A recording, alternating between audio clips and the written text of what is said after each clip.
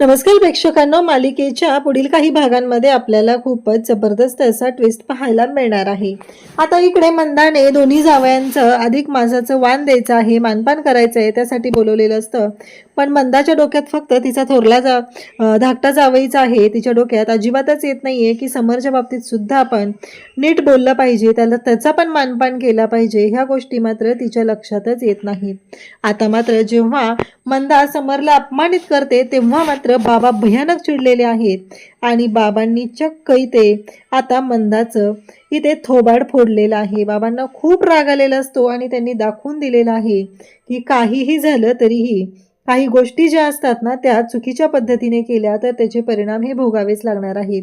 कारण समर जावई असण्यापेक्षाही तो मनाने किती मोठा आहे आणि त्याचबरोबर त्याचा मान किती मोठा आहे ही गोष्ट मात्र मूर्ख मल्लिका विसरलेली असते.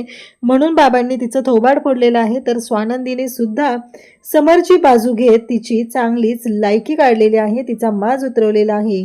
कारण प्रत्येक वेळेस माझा जावई म्हणून टेंबा मिरवणाऱ्या या मंदाला आता मात्र जन्माची अद्दल घडलेली आहे. हे सगळं कशा पद्धतीने होणार आहे ते आपण डिटेलमध्ये पाहणार आहोत.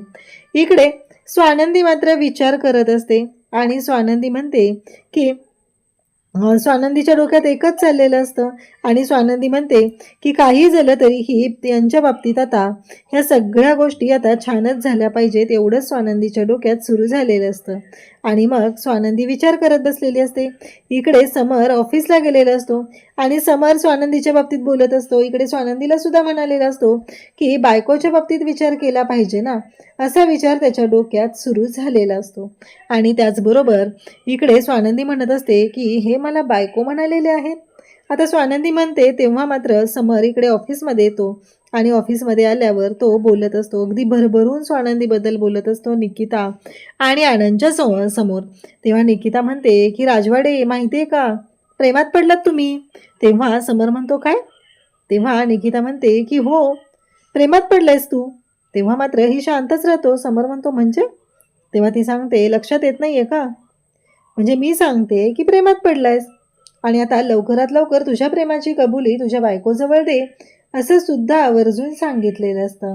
आणि त्याच वेळी घडतं असं, इकडे समर घरी येतो आणि आता प्रेमाची कबुली द्यायची आहे हे समरने ठरवलेलं असतं आणि त्यासाठी तो घरी आलेला असतो. आणि सगळी बेडरूम डेकोरेट केलेली असते, रेड कलरचे हार्ट शेप बलून लावलेले असतात, लाइटिंग केलेलं असतं, कॅन्डल लावलेले असतात. आणि स्वानंदी जेव्हा रूममध्ये येते आणि स्वानंदी हे सगळं पाहते तेव्हा मात्र स्वानंदी खुशच होऊन जाते. तिला कळतच नाहीये की हे सगळं काय आहे. म्हणजे राजवाड्यांनी एवढं सगळं केलंय माझ्यासाठी, हा एक तिच्यासाठी आनंदाचा क्षण असतो आणि ती खुश झालेली असते. तेव्हा स्वानंदी म्हणते की राजवाडे, हे एवढं सगळं. तेव्हा समर म्हणतो की हो, स्पेशली तुमच्यासाठी हे सगळं केलेलं आहे, असं सुद्धा आवर्जून समरने सांगितलेलं असतं.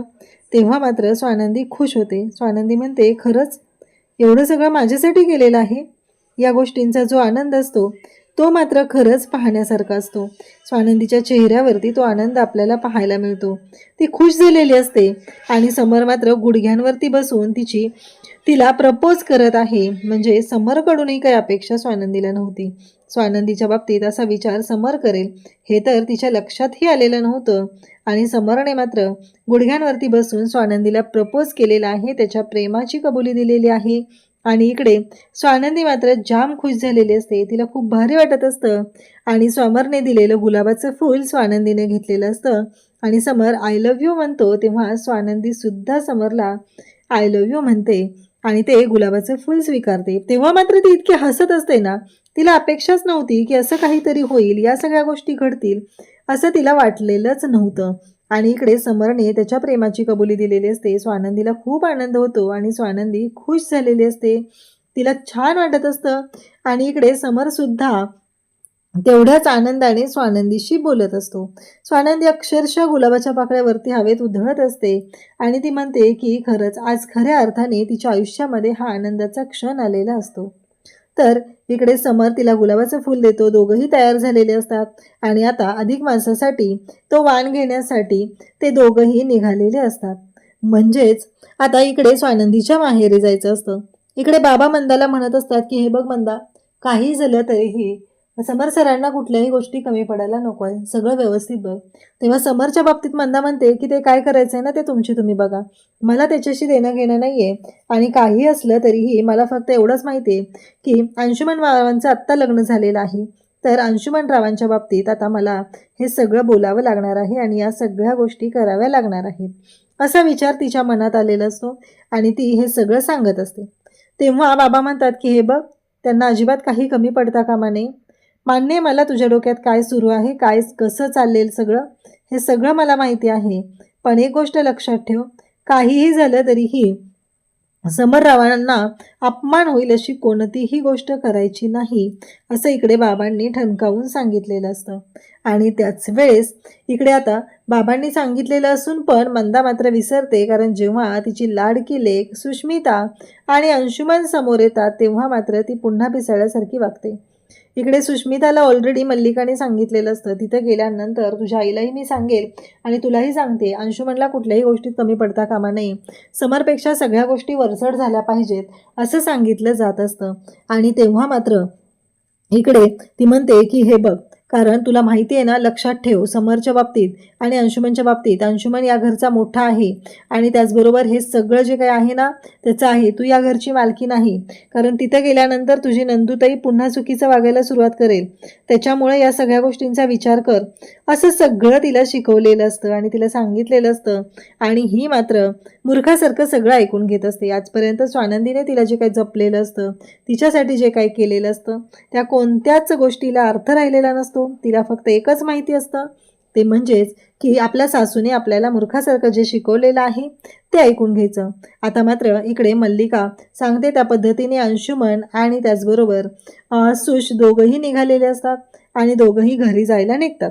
आता इकडे समर आणि स्वानंदी ऑलरेडी गेलेले असतात.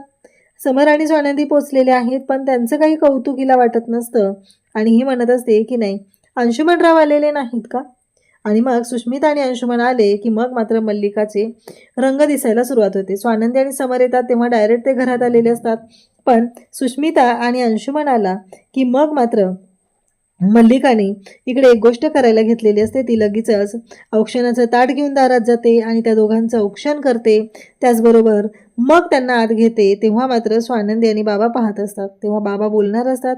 स्वानंदी मात्र बाबांना शांत करते, बाबांना म्हणते की ठीक आहे, इट्स ओके.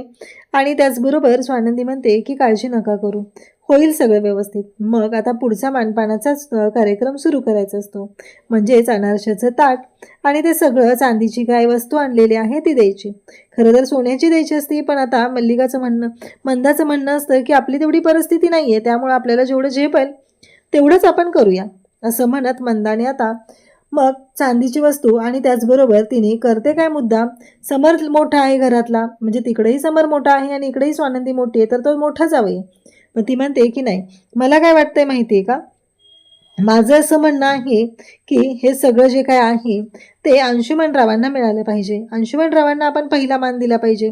तरीसुद्धा आता समर स्वानंदी शांत राहतात, तेवढ्यावरती ती थांबत नाही, तर प्रेमाने ह्या सगळ्या गोष्टी त्याच्यासाठी करत असते. बाबा म्हणतात मंदा बास झाला, समर सर मोठे आहेत, त्यांना मान मिळाला पाहिजे. तेव्हा सुषमा म्हणते नाही हा बाबा, नाही हा डॅडा, मलाच मान मिळायला पाहिजे, कारण जिथं जाईल तिथं नंदूताई. आणि आता सध्या ना राजवाड्यांच्या घरची मी मोठी सून झालेली आहे, राजवाड्यांच्या घरी माझ्याकडे चाव्यासुद्धा आलेल्या आहेत आणि मी मालकीन झालेली आहे, त्यामुळं तो मान मला आणि अंशुमनलाच मिळाला पाहिजे, असं ती सांगत असते. स्वानंदीला धक्का बसतो. स्वानंदी म्हणते काय चाललं हिचं हे सगळं, म्हणजे मूर्खासारखं काय बोलते हे सगळं, हाच विचार स्वानंदी करत असते. त्याचवेळी बाबा म्हणतात की सुश जरा शांत हो, कारण ते तुझ्यापेक्षा खूप मोठे आहेत, त्यांच्या बाबतीत हे सगळं बोलायची गरज नाही आहे. तेव्हा मंदा म्हणते की अहो असू द्या ना, लहान आहे ती, तिला कळत नाही आहे, म्हणजे आता लग्न झालं आहे, एवढ्या सगळ्या गोष्टी झाल्या तरी अजून लहान आहे म्हणूनच तिचं ऐकून घ्यायचं आहे. ह्या गोष्टी काही चुकीच्याच आहेत, कारण बरोबर वाटतच नाही आहे.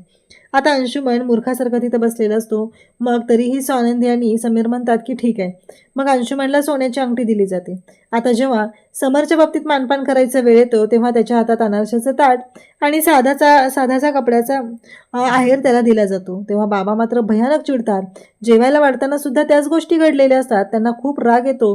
बाबा उठतात आणि म्हणतात की मंदा बाद झालं, आतापर्यंत मी खूप ऐकून घेतलेलं आहे, आतापर्यंत फक्त आणि फक्त तू समररावांचा अपमानच करत आलेली आहे आणि मला ही गोष्ट अजिबात पटलेली नाही.